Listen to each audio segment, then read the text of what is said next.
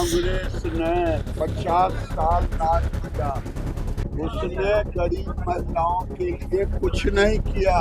मैं चुनौती के साथ प्रियंका जी को, राहुल गांधी को कह रहा हूँ, आपने जो छला है, जिस समय नरेंद्र मोदी आए थे देश में, उस समय केवल 2 करोड़, 2.25 करोड़ महिलाएं थी, 22,000 करोड़ रुपया दिया था। आज 11 करोड़ देश में है। अब बिहार में लगभग 2 करोड़ होंगे। लाखपति दीदी हैं और बैंक से 11.5 लाख करोड़ दिया गया। ये क्या बोलती है? या तो लोगों को मूर्ख बनाना चाहती है। बिहार की धरती है जहाँ राजनीति कूट कूट के भरा। गृह मंत्री जी कोई पुजारी, वो तो राजनीति की ही बात करेंगे। आए हैं क्या काम। नमस्कार, आप देखना शुरू कर चुके हैं लाइव सिटीज को। मैं नाम अभिषेक है। करीब 4 घंटों तक अमित शाह के द्वारा पटना के बीजेपी ऑफिस में बड़ी बैठक की गई है और बड़ी रणनीति भी बनाई गई है। आपको बता दें कि पटना के बीजेपी ऑफिस में पहले उन्होंने प्रवासी प्रभारियों के साथ 40 प्रवासी प्रभारियों के साथ बैठक की है और जो प्रवासी हैं उन्हें लाना है चुनाव में और लक्ष्य दिया गया है। साथ ही साथ बड़े नेताओं के साथ, जो नए चुनाव प्रभारी बनाए गए धर्मेंद्र प्रधान के साथ, बिहार बीजेपी के बड़े नेताओं के साथ बड़ी बैठक भी हुई है। तमाम चीजों को लेकर चर्चा हुई है और सबसे महत्वपूर्ण बैठक में अमित शाह ने स्पष्ट कहा है कि आप लोग एनडीए को जिताइए, किसी सीट को लेकर इधर उधर मत कीजिए, एनडीए को जिताइए। सख्त निर्देश दिए गए हैं बैठक में और ये भी कहा गया है हमारा उम्मीदवार नहीं, एनडीए का उम्मीदवार होगा और एनडीए का उम्मीदवार जीतना चाहिए। किसी भी हालत में जो लक्ष्य रखा गया है उस लक्ष्य को प्राप्ति करना होगा और कई बातें कही गई हैं। तो बड़ी बैठक हुई है बीजेपी ऑफिस में, तमाम चीजों को लेकर चर्चा हुई है। वहीं केंद्रीय मंत्री गिरिराज सिंह को अचानक बुलाया भी गया था, देर रात अचानक बुलाया गया था केंद्रीय मंत्री गिरिराज सिंह को और उनके साथ तमाम चीजों को लेकर बातचीत की गई है।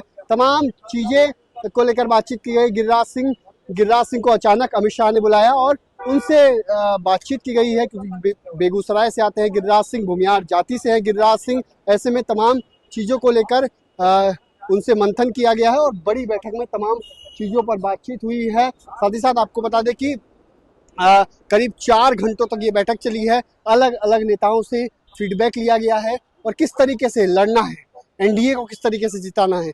एक सीट की बात नहीं है, तमाम सीटों को लेकर बात है। सभी सीटों को लेकर बातचीत होगी और जीतना है, तमाम चीजों को लेकर मंथन किया जा रहा है। तो बड़ी बैठक हुई है और उसके बाद केंद्रीय मंत्री गिरिराज सिंह ने क्या कुछ कहा है वो भी आप सुन लीजिए। गिरिराज सिंह क्या कुछ कह रहे हैं।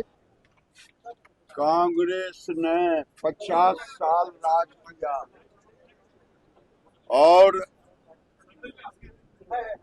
उसने गरीब महिलाओं के लिए कुछ नहीं किया। नीतीश कुमार की सरकार ने केवल जीविका दीदी को समर्थन देके नहीं, नरेंद्र मोदी ने देश के अंदर में, मैं चुनौती के साथ प्रियंका जी को, राहुल गांधी को कह रहा हूँ, आपने जो छला है, जिस समय नरेंद्र मोदी आए थे देश में, उस समय केवल 2 करोड़, 2.25 करोड़ महिलाएं थी, 22,000 करोड़ रुपया दिया था। आज 11 करोड़ देश में है। अब बिहार में लगभग 2 करोड़ होंगे। लाखपति दीदी हैं और बैंक से 11.5 लाख करोड़ दिया गया। ये क्या बोलती है? या तो लोगों को मूर्ख बनाना चाहती है। बिहार की धरती है जहाँ राजनीति कूट कूट के भरा हुआ। अच्छा, गृह मंत्री जी कोई पुजारी है, वो तो राजनीति की ही बात करेंगे। आए हैं और गृह मंत्री जी देश में एक अच्छे नीतिकार, राजनीतिक नीतिकार माने जाते हैं और गृह मंत्री जी बिहार में फिर से एनडीए की सरकार बनाने के लिए आए हैं। संकल्प सरकार इस बार गिरेगी हमारी, तो काहे के लिए कोई बोलेगा? उनके घर में गिरे में मेरा क्या काम? तो आपने सुना कि गिरिराज सिंह ने क्या कुछ कहा है, तमाम बातें कही हैं केंद्रीय गिरिराज सिंह ने और साफ साफ बताया चुनाव को लेकर बातचीत हुई है। एक बार फिर एनडीए की सरकार बनानी है, लेकिन तमाम चीजों को लेकर मंथन किया गया है, तमाम चीजों पर बातचीत की गई है।